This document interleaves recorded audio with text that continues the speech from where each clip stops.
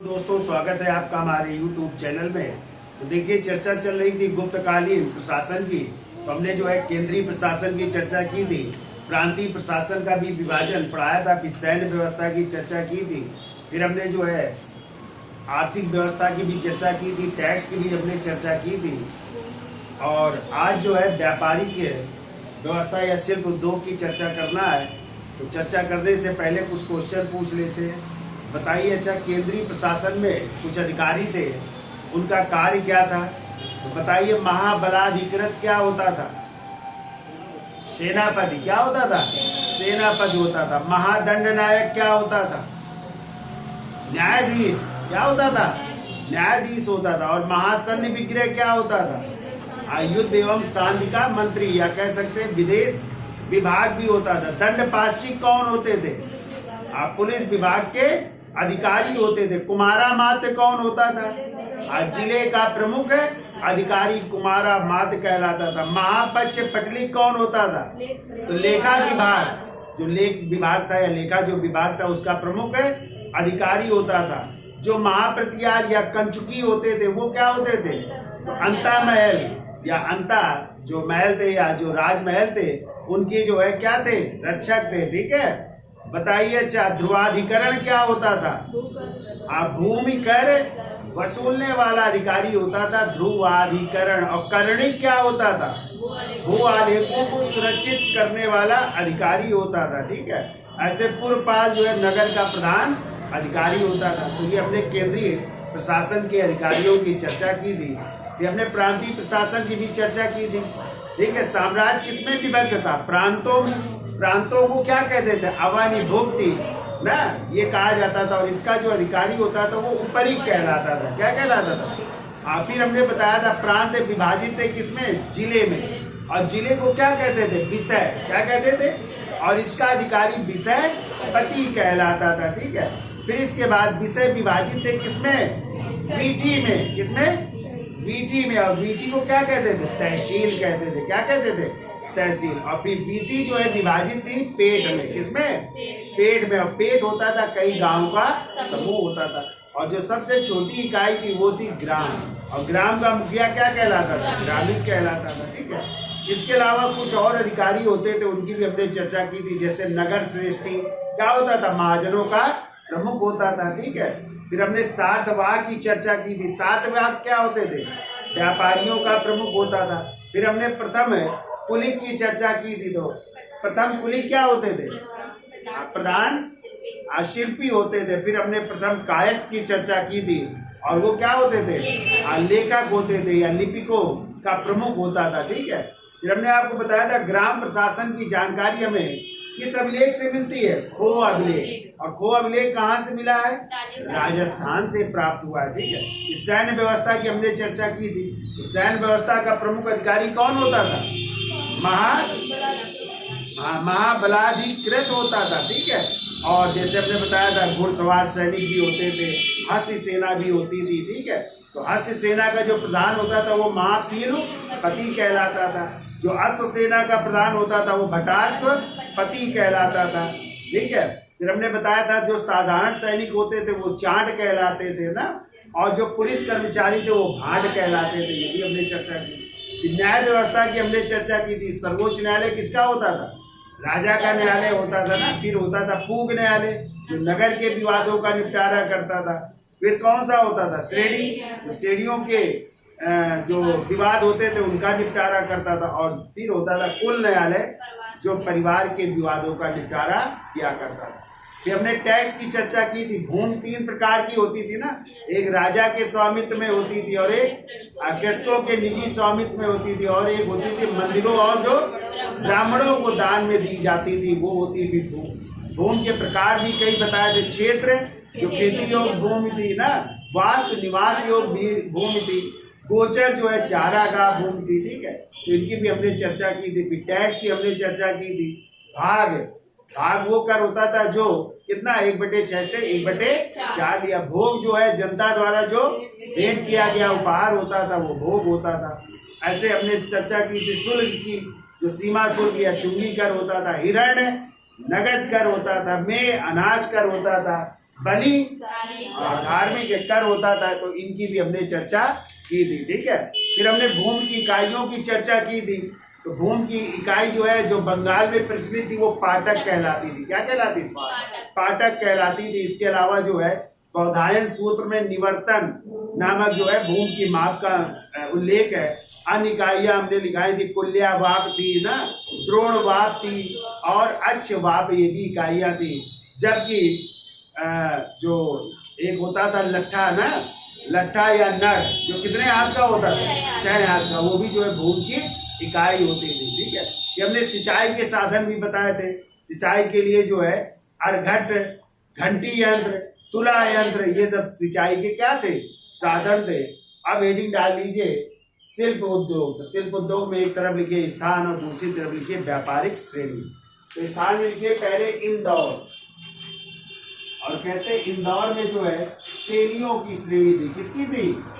तैलियों की श्रेणी थी यहाँ पे। तो लिखिए तैलियों की श्रेणी थी और ये प्रसिद्ध थी।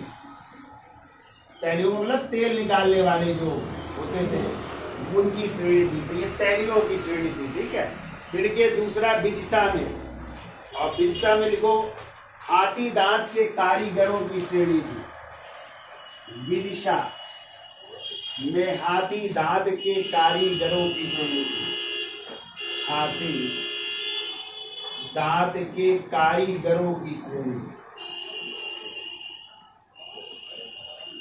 कारीगरों की श्रेणी, ये विदिशा में थी। फिर के उज्जैनी, उज्जैनी में अनाज व्यापारियों की श्रेणी थी। तो उज्जैनी लिखिए,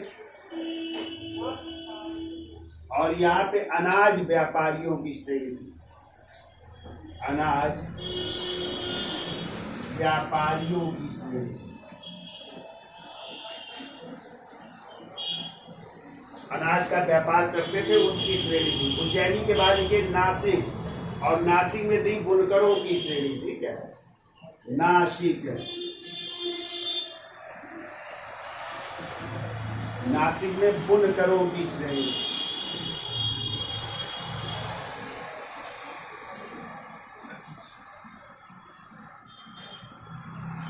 बुनकरों की श्रेणी थी, ठीक है। फिर नासिक के बाद आइए मंदसौर में, मंदसौर, और आप लोगों ने मंदसौर अभिलेख पढ़ा है ना। और यहाँ पे रेशम बुनकरों की श्रेणी थी, रेशम का कार्य करते थे, ठीक है। रेशम बुनकरों की श्रेणी, रेशम बुनकरों की श्रेणी। फिर मंदसौर के बाद आइए मथुरा। तो मथुरा में आटा पीसने वाले कारीगरों की श्रेणी थी। मथुरा, आटा पीसने वाले कारीगरों की श्रेणी, आटा पीसने वाले कारीगरों की श्रेणी, थी, ठीक है। फिर आइए कौशाम्बी, और कौशाम्बी में जो है इत्र या परफ्यूम जो बनाते थे, ठीक है, उनकी गंधिकों की श्रेणी थी, जो किसका निर्माण करते थे? इत्र बनाते थे। तो देखिए कौशाम्बी, कौशाम्बी,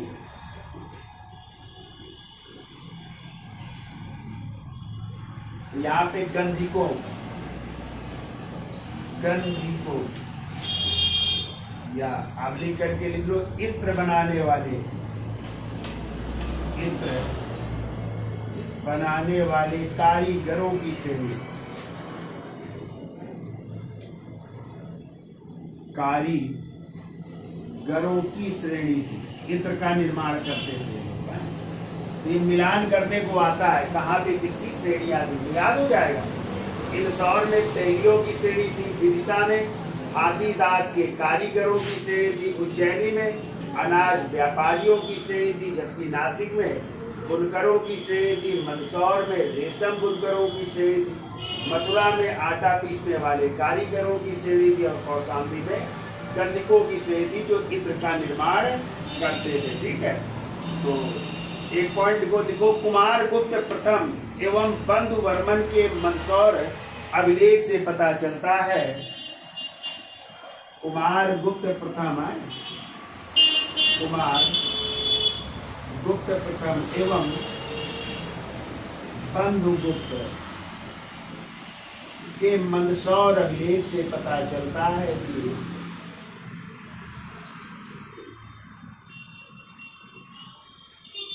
मंदसौर अभिलेख से पता चलता है कि रेशम बुनकरों की एक श्रेणी रेशम बुनकरों की एक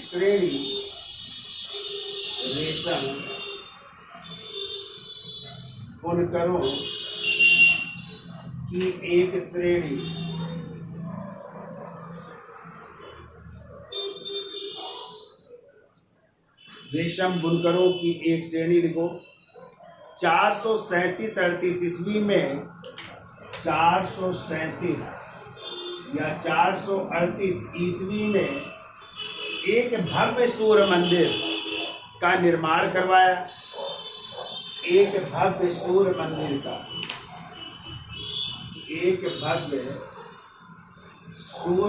का निर्माण करवाया।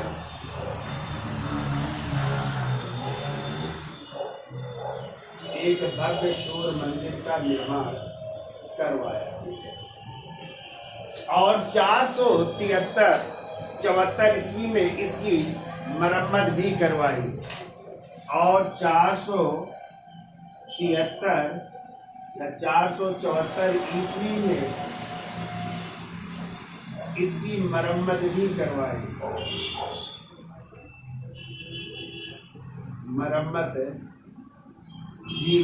तो ये भी क्वेश्चन आया है कई बार कि किस श्रेणी ने जो है सूर्य मंदिर का निर्माण करवाया था। तो रेशम बुनकरों की श्रेणी। और कहाँ पे थी रेशम बुनकरों की श्रेणी? तो मंदसौर में। कहाँ पे? मंदसौर में। तो ये याद रखिएगा, ठीक है। अब हेडिंग डाल लीजिए व्यापार एवं वाणिज्य। इसका स्क्रीनशॉट ले लो, हेडिंग डाल लो व्यापार एवं वाणिज्य। तो हेडिंग डालिए व्यापार एवं वाणिज्य। लिखिए 600 ईस्वी के अलेक्जेंड्रियन भिक्षु 600 ईस्वी के अलेक्जेंड्रिया का रहने वाला था। अलेक्जेंड्रियन भिक्षु और उसका नाम था काशमाश एवं व्यापारी भी था। भिक्षु एवं व्यापारी काशमाश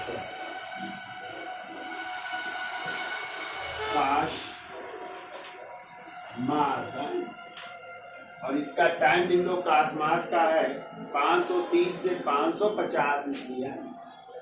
530 से 550 ईस्वी ने अपनी पुस्तक, इसकी पुस्तक का भी नाम लिखिए, ने अपनी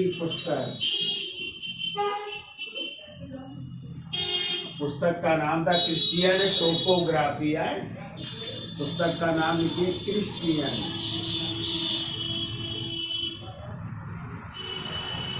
टोपोग्राफी।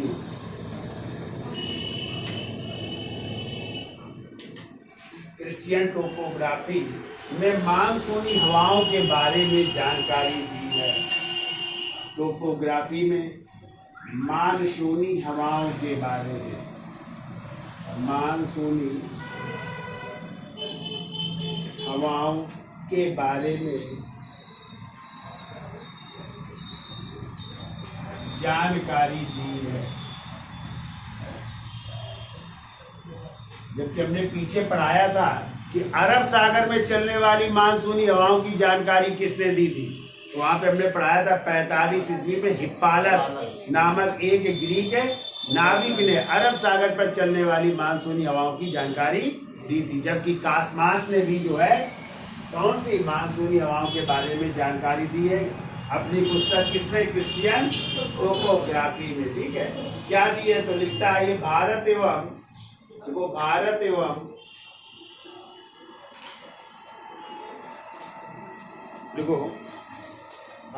एवं यूथोपिया के मध्य व्यापार का उल्लेख किया है।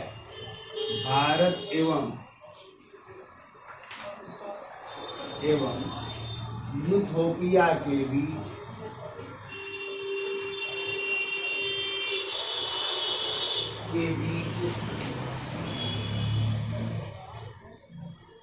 व्यापार का उल्लेख किया है।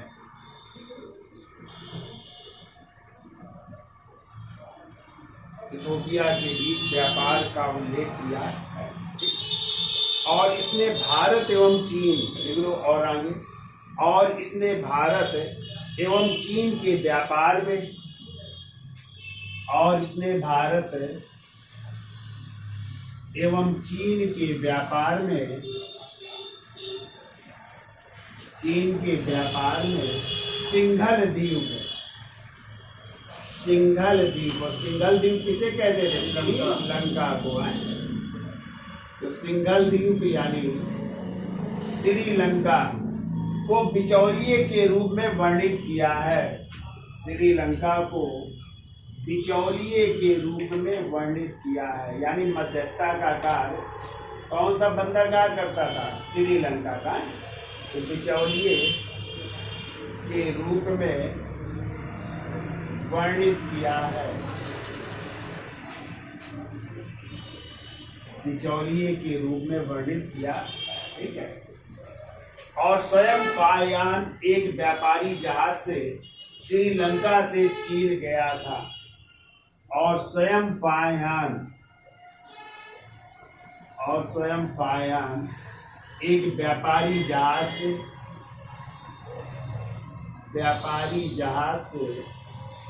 कहाँ पे? श्रीलंका होकर चीन गया था। पीछे हमने पढ़ाया था ना, जब श्रीलंका से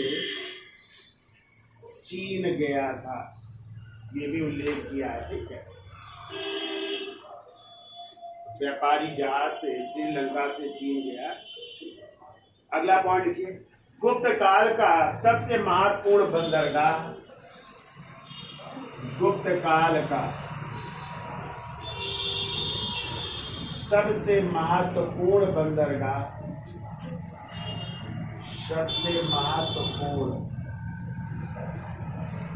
बंदरगाह वो था ताम्रलिप्ति। कौन सा था? ताम्रलिप्ति था। ताम्रलिप्ति जो कहाँ पे था? बंगाल में है। ताम्रलिप्ति या ताम्लुक भी कहते हैं। ताम्रलिप्ति था। जबकि भ्रगुकच्छ या भड़ौच पश्चिम भारत का, जबकि भ्रगुकच्छ जैसे वो कहते हैं भड़ौच, जो आज कहाँ पे पड़ेगा? गुजरात। और गुजरात किस तट में है? पश्चिमी तट में है। तो भ्रगुकच्छ या भड़ौच पश्चिम भारत का प्रमुख बंदरगाह था। पश्चिम भारत का प्रमुख बंदरगाह था। ठीक है। तो वैसे तो महत्वपूर्ण बंदरगाह क्या था? ताम्रलिप्ति। यदि पश्चिम भारत कहा जाए तो भ्रगुकच्छ या भड़ौच था। ठीक है।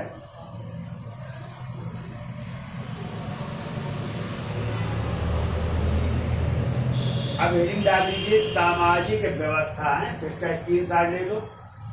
हेडिंग डाल देखिए गुप्तकालीन सामाजिक व्यवस्था। तो आप लोगों ने वराहमिहिर का नाम सुना है, और वराहमिहिर की पुस्तक है बृहत संहिता। उन्होंने कहा है समाज जो है वर्ण व्यवस्था पर, समाज कैसा था? वर्ण व्यवस्था पर आधारित था। और इन्होंने उल्लेख किया है कि ब्राह्मण जो होते थे वो 5 कमरों वाले मकान में रहते थे, क्षत्रिय जो है 4 कमरों वाले में, वैश्य 3 कमरों वाले में मकानों में जो है रहते थे, जबकि शूद्रों के लिए 2 कमरों वाले मकानों में रहना पड़ता था। ठीक है। तो लिखिए गुप्तकालीन समाज वर्ण व्यवस्था पर आधारित था। वर्ण व्यवस्था पर आधारित, वर्ण व्यवस्था पर आधारित था। वराहमिहिर ने अपनी पुस्तक, अगला पॉइंट लिखो, वराहमिहिर ने अपनी पुस्तक बृहत संहिता में अपनी पुस्तक बृहद संहिता में ब्राह्मणों के लिए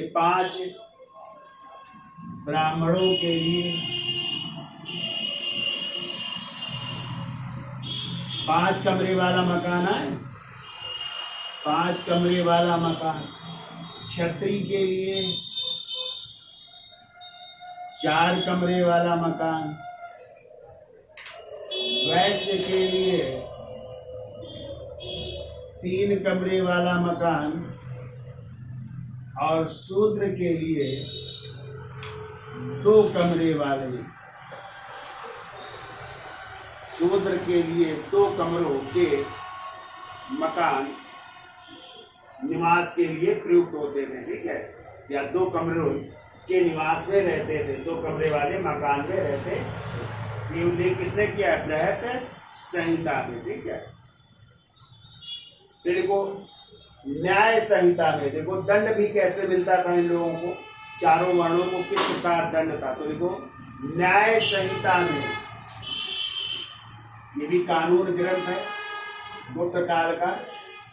तो देखिए न्याय संहिता में ब्राह्मण के लिए जो दंड की व्यवस्था थी, तो देखिए ब्राह्मण के लिए दंड मिलता था तुला से, यानी तौला जाता था ब्राह्मणों को, ठीक है। क्षत्रिय को मिलता था अग्नि से, क्षत्रियों को अग्नि से, वैश्य को जल से, जल से, और शूद्रों को विष से, शूद्रों को विष दे करके उनकी अग्नि परीक्षा ली जाती थी, ठीक है। तो विष जो कोई पिएगा तो कहीं बचेगा, ठीक है। तुला वाले तो बच सकते हैं, अग्नि वाले बच सकते हैं, जल वाले बच सकते हैं, लेकिन जिसको विष दिया जाएगा वो नहीं बचेगा। तो यानी शूद्रों की स्थिति बहुत अच्छी नहीं थी, ठीक है। तुला तौल करके तौले जाते होंगे तुला से, या कुछ ना कुछ उनको दंड दिया जाता होगा। और क्षत्रियों को जो है अग्नि में जाना पड़ता था, ठीक है। इनको जल में हो सकता है जाना पड़ता हो, और इनको विष पीना पड़ता हो, ठीक है। तो ये जो है न्याय था इनका, तो इससे परीक्षा ली जाती थी, है। तो ये परीक्षा की श्रेणी आती है, इस तरह परीक्षा इन लोगों की ली जाती है, ठीक है।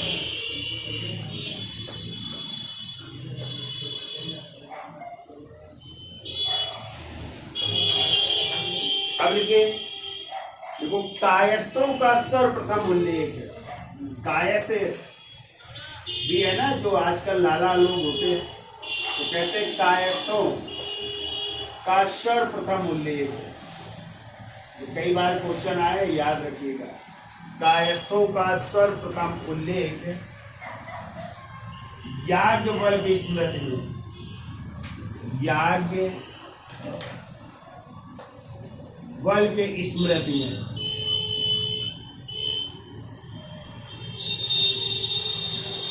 एक तो याज्ञवल्क्य स्मृति में मिलती है, दूसरी जो है इसका उल्लेख मिला विशाख दत्त की पुस्तक मुद्रा राक्षस में भी है। तो दूसरा लिख दो विशाख दत्त की मुद्रा राक्षस में, विशाख दत्त की मुद्रा राक्षस में हुआ है, यानी कायस्थों का सर्वप्रथम उल्लेख कहां से मिलता है? याज्ञवल्क्य स्मृति में और विशाख दत्त की मुद्रा राक्षस में। जबकि कायस्थों का एक जाति के रूप में उल्लेख, ध्यान रखिएगा, जब आ जाए एक जाति के रूप में उल्लेख किसमें मिलता है?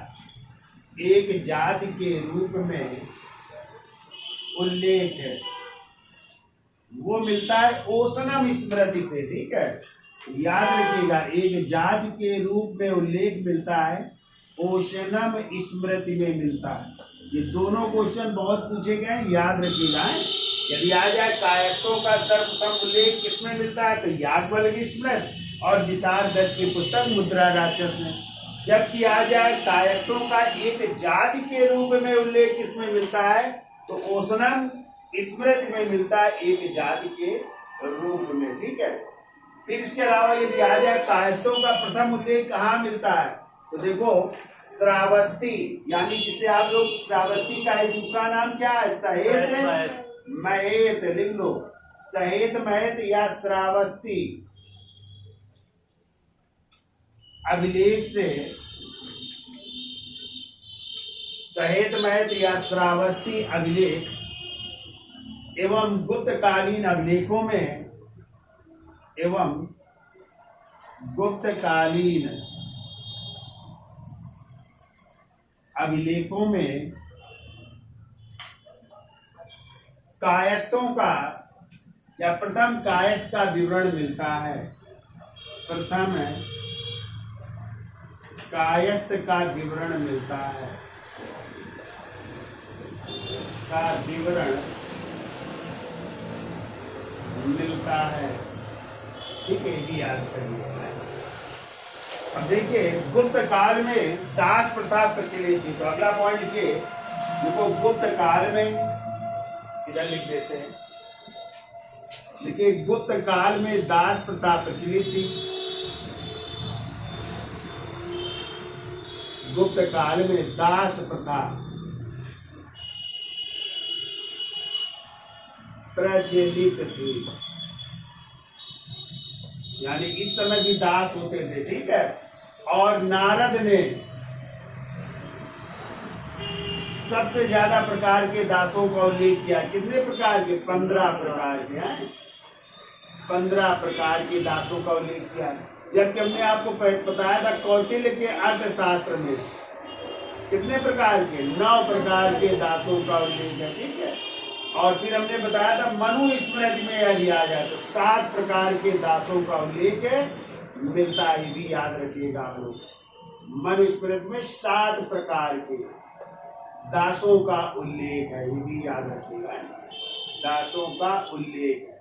तो यदि आ जाए सबसे ज्यादा प्रकार के दासों का उल्लेख किसमें मिलता है, तो क्या बताओगे? नारद स्मृति में। आ जाए 9 प्रकार के दासों का उल्लेख तो कौटिल्य के अर्थशास्त्र में। ठीक है, और आ जाए 7 प्रकार के दासों का उल्लेख तो मनु स्मृति में मिलता है। ठीक है, अब देखिए अगला पॉइंट और याद रखिएगा, हमने आपको बताया था कि यदि आ जाए कि गुप्त शासकों ने पतलून पहनना किन शासकों से सीखा था, तो कुषाण शासकों से। किससे? कुषाण शासकों से उन्होंने पतलून पहनना सीखा था। तो एक पॉइंट लिख लो जल्दी से, देखो नोट करके, गुप्त शासकों ने, गुप्त, यदि क्वेश्चन आया हुआ है टीजीटी में आए, याद रखना, गुप्त शासकों ने कुषाणों से पतलून पहनना सीखा था।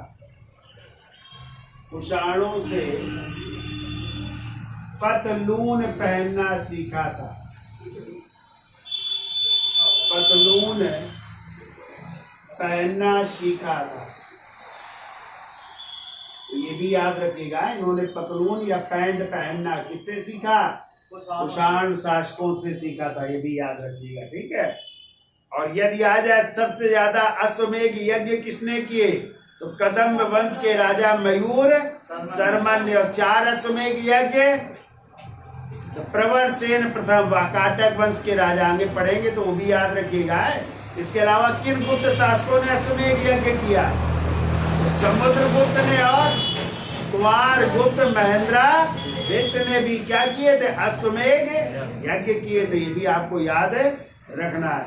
अब हेडिंग डाल लीजिए, स्त्रियों की दशा क्या थी गुप्त काल में है, तो इसका स्क्रीनशॉट ले लो।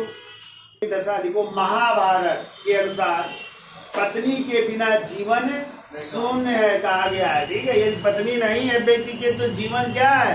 अधूरा है, शून्य है। ठीक है, तो लिखो महाभारत के अनुसार, महाभारत के अनुसार पत्नी के बिना, महाभारत के अनुसार पत्नी के बिना जीवन शून्य है, यानी पत्नी होनी चाहिए है, जीवन शून्य है। ठीक है, तो पत्नी के बिना जीवन शून्य है। ठीक है, ऐसे ही अमर कोश, अमर सिंह की पुस्तक है ना, तो लिखिए अमर कोश में, अमर कोश में जो शिक्षिकाएं होती थी उन्हें उपाध्याया या आचार्य कहा गया है। ठीक है, तो लिखो देखो अमर कोश में शिक्षिकाओं के लिए उपाध्याया, शिक्षिकाओं के लिए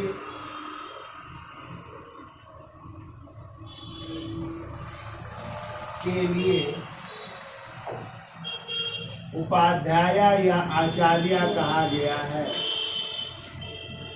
उपाध्याया या आचार्य कहा गया है।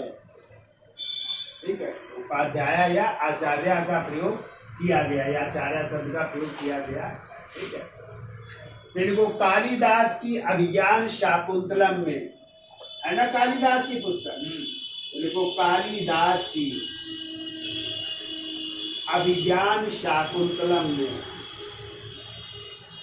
अभिज्ञान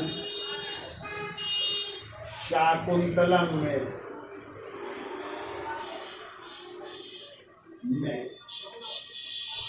अनुसुईया को इतिहास का ज्ञाता कहा गया है।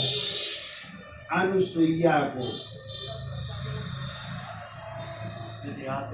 आपको इतिहास का ज्ञाता कहा गया है, यानी इतिहास की ज्ञाता भी है, इतिहास का ज्ञाता कहा गया, इनको इतिहास का ज्ञाता कहा गया किसे, अनुसुईया को, किसमें, अभिज्ञान शाकुंतलम में। ठीक है, फिर को मनुस्मृति के अनुसार, मनुस्मृति के अनुसार जो महिलाएं दूसरा विवाह करती थी तो लिखो दूसरे विवाह को, दूसरे विवाह को पुनर्भू कहा गया है। दूसरे विवाह को पुनर्भू,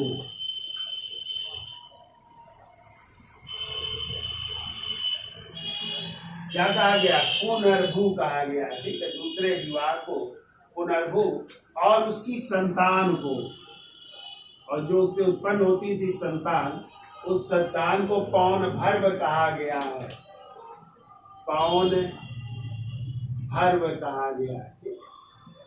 तो जब दूसरा विवाह कर लेती थी उनकी जो संतान होती थी उन्हें पौन भर्व, और जबकि दूसरे विवाह को क्या कहा गया, पुनर्भू कहा गया। ठीक है, तो ये भी आपको याद रखना है।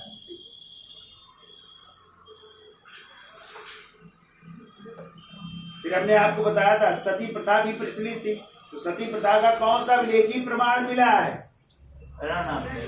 एरा अभिलेख कब का है, 510 ईस्वी का है ना, जिसमें खान बुद्ध के जो सेनापति गोपराज, उनकी युद्ध के दौरान मृत्यु हो गई थी, तो उनकी पत्नी सती नहीं, उनकी पत्नी सती हो गई थी। ये सती प्रथा का पहला अभिलेखी प्रमाण।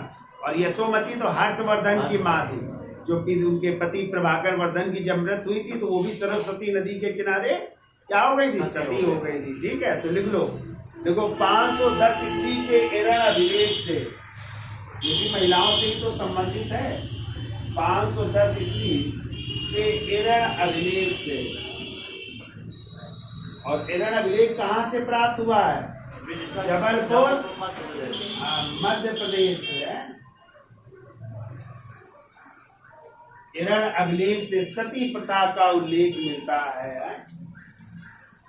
अभिलेख से सती प्रथा का उल्लेख पीछे पढ़ा है हमने डिटेल में, वहां पे चर्चा की, यहाँ पे बस ये लिख लो, सती प्रथा का उल्लेख यहाँ से प्राप्त, सती प्रथा का उल्लेख मिलता है। ठीक है,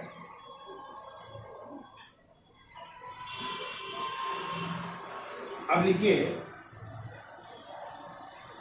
मनु ने विधवाओं को, यानी मनुस्मृति में मनु ने विधवाओं को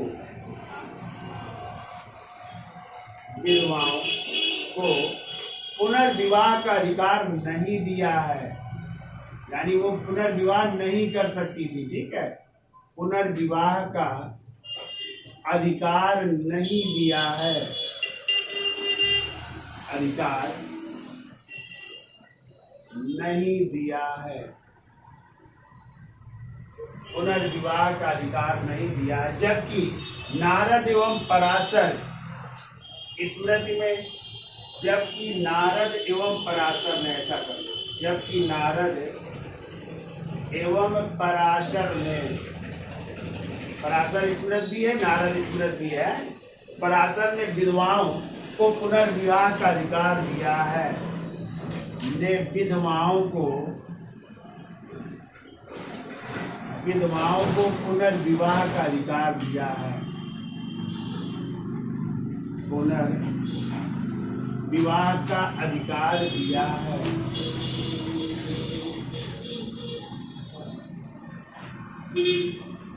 ठीक है, तो मनु ने नहीं दिया, यानी मनुस्मृति में विधवाओं को पुनर्विवाह का अधिकार नहीं था, जबकि नारद एवं पराशर ने विधवाओं को पुनर्विवाह की अनुमति दी है। ठीक है, ये याद रखिएगा।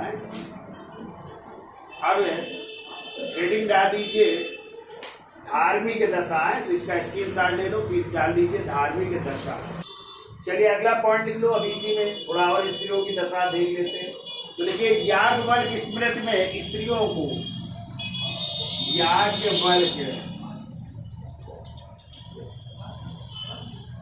स्मृति में, इसी में लिखिएगा स्त्रियों की दशा में। ठीक है, तो देखो याज्ञवल्क्य स्मृति में स्त्रियों को संपत्ति संबंधी अधिकार दिए गए हैं। स्त्रियों को संपत्ति संबंधी अधिकार दिए गए हैं, संपत्ति संबंधी अधिकार दिए गए हैं, संपत्ति संबंधी अधिकार दिए गए हैं। इसमें पत्नी को पति की संपत्ति का अधिकारी, इसमें पत्नी को पति की संपत्ति का, पति की संपत्ति का अधिकारी, तो पत्नी किसके, पति की संपत्ति की क्या बनेगी, अधिकारी। ठीक है, तथा पुत्र के अभाव में, तथा पुत्र के अभाव में, यदि पुत्र नहीं है तो पुत्र के अभाव में पति के मरने पर, पति के मरने पर विधवा पत्नी का सर्वप्रथम अधिकार होगा, विधवा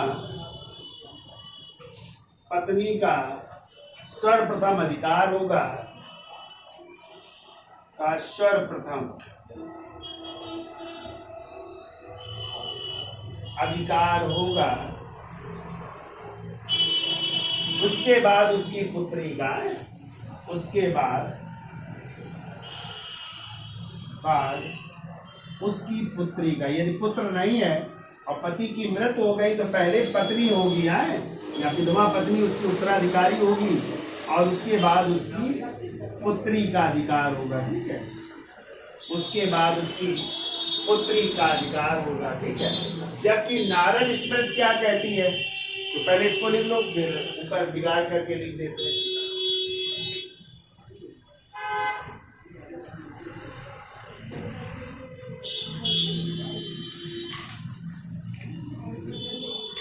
तो देखिए नारद स्मृति के अनुसार, अगला पॉइंट देखो, नारद स्मृति के अनुसार विधवा को पति की संपत्ति का अधिकार नहीं मिलना चाहिए। नारद स्मृति के अनुसार विधवा को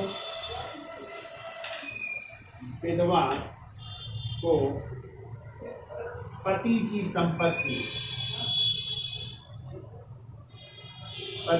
संपत्ति का अधिकार नहीं मिलना चाहिए, का अधिकार नहीं मिलना चाहिए।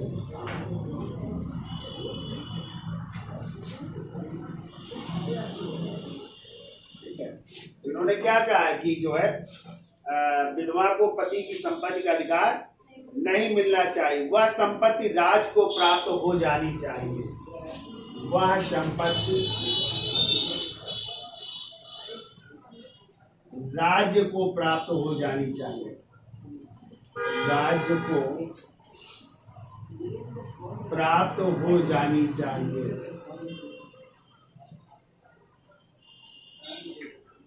यानी राज्य को मिल जानी चाहिए। ठीक है, और राजा का कर्तव्य है कि, साथ में भी कहा है, और राजा का कर्तव्य है कि, राजा का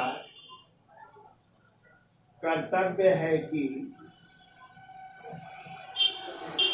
वह विधवा का पालन पोषण करे, कि वह विधवा का पालन पोषण करे, पालन पोषण करे, यही सनातन धर्म है, यही सनातन धर्म है, धर्म है। ठीक है, तो समझ गए। तो नारद स्मृत कहता है विधवा को जो है पति की संपत्ति का अधिकार नहीं मिलना चाहिए, वो संपत्ति किसको मिल जाए, राज को प्राप्त हो जानी चाहिए, और राज का जो राजा होगा उसका वो कर्तव्य है कि वह विधवाओं का क्या करे, पालन पोषण करे, और यही जो है हमारे हिंदू या सनातन धर्म का क्या है, कर्तव्य है, यही आपका सनातन है धर्म है, ये होना चाहिए। ठीक है, अब हेडिंग डाल लीजिए धार्मिक दशा, क्या थी धार्मिक स्थितियां। तो देखिए धार्मिक दशा हेडिंग डाल लीजिए। तो देखिए गुप्त शासकों का, गुप्त शासकों का राजकीय धर्म, राजकीय धर्म, धर्म वो था वैष्णव धर्म था। ठीक है, वैष्णव धर्म था, राजकीय धर्म क्या था, वैष्णव धर्म था। चूंकि इन्होंने कौन सी उपाधियां धारण की है, परम भागवत की उपाधियां धारण की है। ठीक है, जैसे कौन सी उपाधियां, परम भागवत की उपाधियां जैसी उपाधियां धारण की है, इसलिए ये वैष्णव धर्म। जबकि आपको पता है गुप्त शासक सभी धर्मों को ज्यादातर मानने वाले थे, कुछ शासक वैष्णव धर्म को मानते थे, कुछ शैव धर्म को मानते थे, कुछ जैन को भी मानते थे, कुछ बौद्ध को भी मानते थे। तो जब ना आ जाए राजकीय धर्म और आ जाए गुप्त कालीन कौन सा धर्म था, तो वहां पे यदि पौराणिक धर्म हो तो क्या मारेंगे, पौराणिक धर्म भी मारेंगे। ठीक है, लिख लो, दूसरा लिख लो, गुप्त शासकों का धर्म पौराणिक धर्म भी था। ठीक है, पौराणिक धर्म, और पौराणिक धर्म का मतलब इसमें सभी आ जाएंगे, कौन कौन, लिख लो, वैष्णव, शैव, जैन, बौद्ध, इन सब धर्म को मानने वाले थे। ठीक है, अब आ जाए गुप्त शासकों का राजकीय चिन्ह क्या था। तो देखो राजकीय चिन्ह यदि पूछा जाए तो गुप्त शासकों का राजकीय चिन्ह था गरुड़। राजकीय चिन्ह क्या था, गरुड़ था। ठीक है, अब यदि आ जाए शिव का प्रथम उल्लेख किसमें मिलता है, तो लिख लो, प्रयाग प्रशस्ति में शिव का प्रथम उल्लेख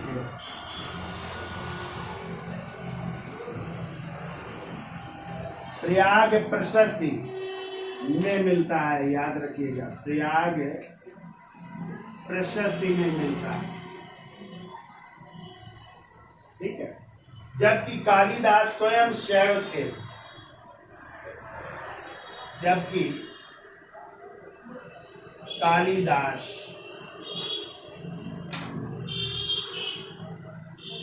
स्वयं शैव थे। यदि आ जाए कालिदास किस धर्म से संबंधित है, तो ये शैव थे, शैव धर्म को मानते थे। कालिदास स्वयं शैव थे। ठीक है, और चंद्रगुप्त समय के मथुरा में लिख लो चंद्रगुप्त द्वितीय, चंद्रगुप्त द्वितीय के मथुरा के समय मथुरा में, और हमने आपको बताया था मथुरा से हमें एक संप्रदाय का उल्लेख मिलता है, पाशुपत संप्रदाय का उल्लेख नहीं मिलता है। पाशुपत किससे संबंधित था? शैव धर्म का प्राचीन है ना। तो देखो समय मथुरा में या मथुरा से पाशुपत शैव धर्म का प्रमाण, पाशुपत शैव धर्म का ये प्रमुख केंद्र था, शैव धर्म का प्रमुख केंद्र था, ठीक है। जबकि मथुरा एवं वल्लभी, इसके अलावा लिख लो मथुरा एवं वल्लभी, ये दोनों के जैन धर्म से संबंधित है, जैन धर्म के श्वेतांबर संप्रदाय से है, या श्वेतांबर जैन धर्म से संबंधित है,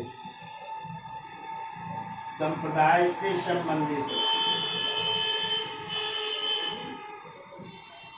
ये जैन धर्म से संबंधित है, ठीक है, श्वेतांबर संप्रदाय से संबंधित है। जबकि लिख लो बंगाल में, और बंगाल मतलब उत्तरी बंगाल में एक स्थान हमने आपको बताया था पुंडवर्धन, बताया था, और पुंडवर्धन किसका नाम है? उत्तरी बंगाल का, ठीक है। तो लिख लो उत्तरी बंगाल या पुंडवर्धन दिगंबर संप्रदाय का केंद्र था। तो ये श्वेतांबर के थे और ये दिगंबर संप्रदाय का केंद्र था।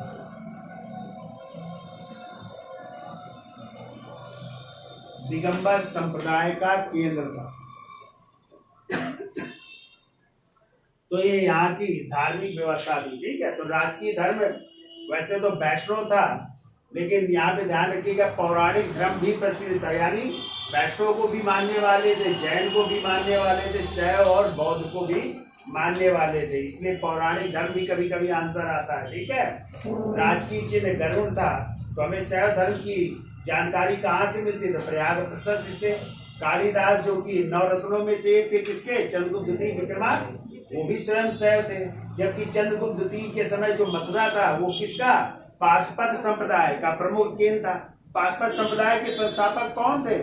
लकुलिश नहीं थे, जिन्हें शिव के 18 अवतारों में से एक माना जाता है।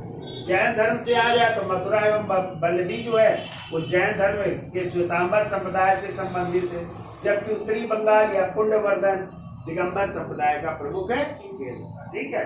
तो ये तो कहानी हो गई धार्मिक दशा की। अब देखिए इसमें बचा है साहित्य और साइंस टेक्नोलॉजी यानी विज्ञान एवं प्रौद्योगिकी, और इसमें मंदिर जो है महत्वपूर्ण है, गुहा भी महत्वपूर्ण है, क्योंकि अजंता और बाघ की गुफाएं किस समय की? गुप्त कालीन, और मंदिरों का निर्माण भी गुप्त काल में हुआ है, जैसे कि आप लोग पढ़ोगे झांसी का दशावतार मंदिर, नचना कुठार का पार्वती मंदिर, जैसे भीतर गांव का ईंटों से निर्मित मंदिर कानपुर में है ना भीतर गांव में, या सिरपुर का लक्ष्मण मंदिर, ठीक है, तो नचना कुठार का मंदिर। तो ये मंदिरों की चर्चा हम डिटेल में करेंगे। तो आज के लिए इतना रखते हैं, ठीक है। तो वीडियो अच्छा लगा हो तो लाइक शेयर और सब्सक्राइब करिए। धन्यवाद।